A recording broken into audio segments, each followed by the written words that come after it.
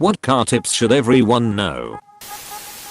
That little triangle thing next to the gas pump on your gas gauge points to which side of the vehicle the fill is on. I'm embarrassed to admit that I had been driving for nearly 5 years before I found this out. It's so obvious, but for some reason it never clicked. You can deter thieves by locking your car doors.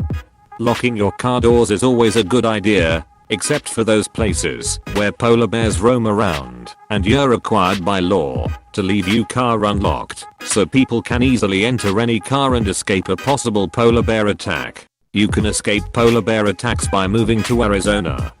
I'd rather be eaten by a polar bear. Turn signals let other drivers know of your intentions. What if you drive a BMW? You should buy the turn signal pack then. Check signal fluid levels too. When your dad gets mad that you are holding the flashlight in the wrong spot, there is no correct spot. He just hates doing car work and needs a way to release his anger. Now hold on. Just point so that what he's working on is illuminated. Use your damn brain. Maybe a different angle is needed so that a shadow is not cast on the ducky snap ring I'm trying to put back on the universal joint. Your headlights are not just so you can see. They also help people see you. In really bad weather, your car can be nearly invisible without headlights. Also, a lot of cars don't have taillights unless the headlights are turned on. Newer cars are better for this. I love this one. I can't tell you how many times I almost didn't see a white/silver car while driving through fog on the way to work because they didn't have their lights on. And as someone with a silver car myself, I want to make damn sure invisible. Don't change from drive to park while driving. I wanted to see what happened if you go from drive to reverse on an automatic. The car did not like that. This kills the car. PFFFD/U/angry could have used you earlier. Jack your car once as a test so you know how to do it in case of a flat tire while on the road. Not only that, but make sure your jack even works and has all the components. I've bought a used car that didn't even have one, but luckily I noticed it before I ever needed it. This is actually really good advice. My buddy and I were on the way home from hunting when he got a flat tire.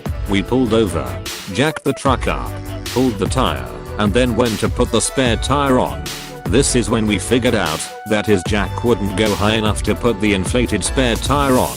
I went walking down the highway in the snow and found a few 2x4s screwed together in a square that we could use to make the jack go higher. We put the flat tire under the truck so we could drop it down, put the board under, and re-jack it back up.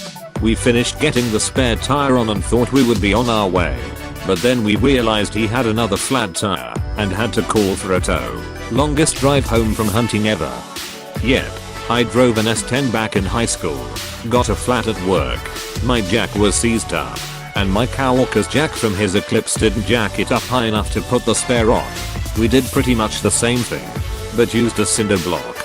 Probably not the smartest idea looking back, but it worked. When you check your tire pressures, check the spare tire as well.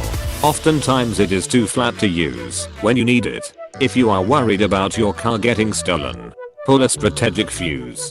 The one I use is the fuel pump or EQ/computer fuse. This prevents the more casual thieves from driving it away. If they really want it, they'll just come get it with a tow truck though. Sometimes the spare tire is flat when you need it. No, the spare is always flat when you need it. Everyone should at least know how to change their oil, change their tire, and check their tire pressure. But as an added bonus, I'd recommend everyone go and spend like $15 on an OBD2 checker. Will save you a lot of bullshit talking to a bullshitter mechanic next time your light comes on. Maybe check the oil instead of change it. I'd rather pay the $60 for my local garage to do it than do it myself again. Mainly because I never truly trust the jack stands. It's messy and hate disposing of the oil. I tend to agree, but it's a good skill to have. Brakes and tires are the most important things for the performance of your car. Brakes and tires. Brakes and tires. Brakes and tires. The rest of the car could be falling apart, but if your brakes and tires are okay, you will be much safer than a new car with balding tires and bad brakes. White paint can look beautiful, but it needs constant cleaning to avoid looking run down. Black too. Also other colors, except that sand color Book uses. We have several vehicles at work, and one of them is a sand colored 2007 Book Lucerne. I think we only have to wash it about once a year. The black Honda my boss got that replaced that car for him looks bad after driving it once in the rain. My grandma had a beige Grand Cherokee that she constantly washed because it was covered in dust from coming to the cottage. The thing is dust colored. Nobody can tell. Know how to check and change your fluids, oil, brake, power steering, coolant. Yeah, when my brakes break, I like to break out the tools myself. So that makes you a brake checker. Hahaha. It does indeed. ABS, anti-lock braking system. If your car has it, go to a quiet road somewhere and try it. Get up to 80 km per hour or 45 miles per hour and on a straight section. Push your foot as hard as you can onto the brake pedal. In the event of a locked brake situation, imagine a kid appearing on the road 20 meters ahead of you. The ABS unit will take over the pressure applied to each brake caliper to stop it from locking up and as such skidding without the ability to steer. This is controlled by a pump and it will A. make a weird, loud noise and B. cause the pedal to pulsate. In this event, the best thing you can do is continue pushing that brake pedal as hard as you can until you come to a stop. Unfortunately, many people freak out when this happens thinking that the brakes are failing, leading to bigger incidents. Trying it out when and where it is safe. Take you mum, wife, child, anyone who drives along with you as well, gets you familiar with what happens and prepares you should it all turn to shit one day. ABS is so good. Never had to use it, but I've definitely felt it kick in a few times when I've hit a manhole cover while braking in wet weather, and felt it kick in multiple times when I was having to drive in snow. Horrible experience driving in snow, but the ABS definitely helps, as does the traction control. So glad it's a legal requirement in the UK, and has been for many years. We can see you picking your nose. The trick is to do it when you're next to a cop. They don't want to bother with you after that. Know where your jack is, know how it works, and know where to put it. If you see blue and red lights flash behind you, speed up. I used to work with a guy who wasn't the brightest bulb in the room. He was super late to work one day. He said some arsehole in another car kept trying to race him, so he sped up. Then the other car, a marked police car, flipped the siren on.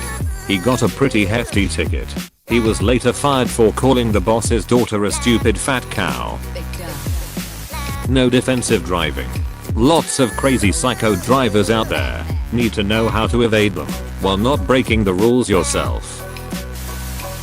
If you don't change your oil, you're gonna walk. Or while waiting for mechanic, remove the oil pan and start the engine and watch crankshaft spinning and pistons moving. It's fascinating. If you run out of fuel, don't try to start it over and over again. Fuel ain't going to magically appear into a tank and you will damage your fuel pump because it uses the fuel to keep it from overheating. Gas is relatively cheap. Changing out fuel pumps isn't. Those K&N lifetime filters are fantastic replacements for OEM filters, but you have to clean them every so often. They cost 3 times as much as an OEM filter, but you'll never have to buy another one as long as you clean it properly. In some cars, you may even get a small bump in horsepower and throttle response because this filter lets more air through. Even my little Honda gained about 5 horsepower when I switched 3 years ago. If you put the sticker on your window, you get another 5. You're supposed to put that sticker on your airbox cover so the dealership doesn't throw away your filter. PSSST. That's the joke. Your I'm the Stig sticker is good for 25 HP and 25 torque. Live Laugh Love is a reduction of 50 HP and 50 torque. In order to have mechanics not rip you off, try to find out what the problem is by asking a friend who is knowledgeable in cars, or maybe asking the internet. Then, Go into the mechanic's shop knowing exactly what is wrong. You don't actually have to understand it. You just have to know what needs to be fixed. That way, the mechanic will probably think you know what you are talking about and will not rip you off. One of the litmus tests for honest mechanics I like to use is doing an oil change and air filter change before taking it in for something else and seeing how strongly they try to recommend those services. If they are adamant that you need to change your air filter when you did it yourself last week, you know that they probably didn't even look at it. If your check engine light comes on and stays on solid, it's probably a minor issue and can be driven to the mechanics for a check. If it comes on and if flashing, stop the car immediately and have it towed to the mechanic. A flashing check engine light is serious, and continued use of the vehicle will only result in more damage. Isn't this the difference between an orange light and a red light?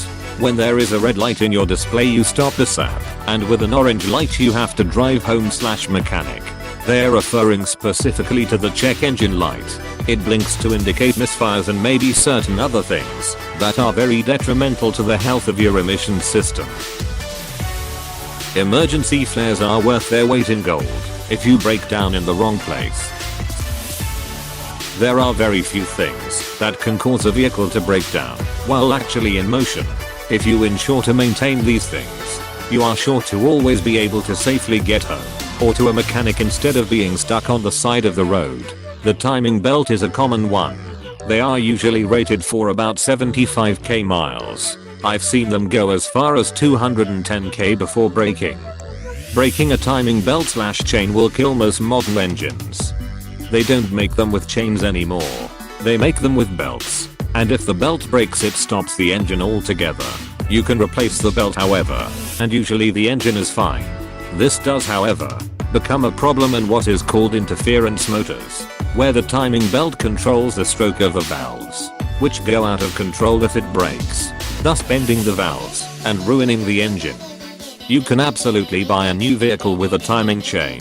Hell, you can buy a new vehicle with timing gears. You just don't see it in small car engines much.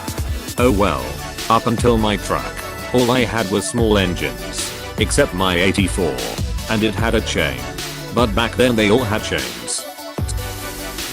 Basic familiarity of how a car works is not difficult to understand, and will empower anyone to better maintain their vehicle, improving longevity and resale, as well as mitigate cases of being taken advantage of when needing service. Don't need to know things like what the valve duration is, but understanding why engine coolant needs to be a certain concentration, what overinflating or underinflating tires does. The purposes, there are more than one, for engine oil and benefits of keeping it on the fresher side, understanding how a car engine starts, and the basics on how air, fuel, and spark happens. Shout out to Chrisfix on YouTube. He's a real gem and a wealth of knowledge for folks who only have a paved surface and some hand tools trying to maintain or repair their vehicles.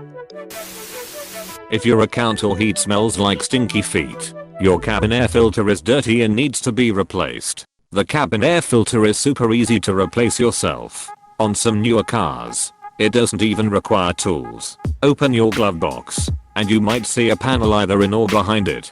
That is where your cabin air filter is. Auto parts stores sell them for like $20, depending on the model. Bingo bongo, if you can do it yourself, you'll save the cost of labor, which could be twice what the part costs in some circumstances. Or, if it smells moldy after using the AC, then the drain is blocked. A lot of water condenses when you have a compressor running, and it needs to drain.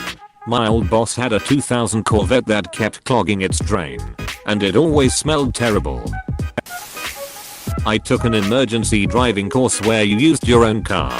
If your area offers something similar, I highly recommend checking it out. It's an awesome way to get familiar with the way the car you drive every day handles in certain situations, as well as giving you the knowledge to safely bring yourself and your car out of danger. Every time you use the brakes it costs you money. But if you don't ever use the brakes it will cost a lot more.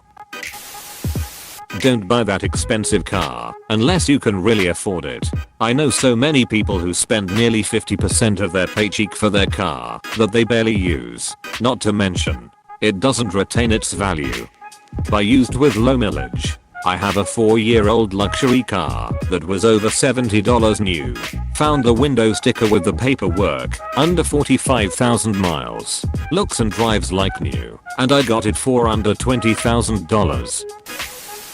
Hey, thanks for watching, and don't forget to subscribe.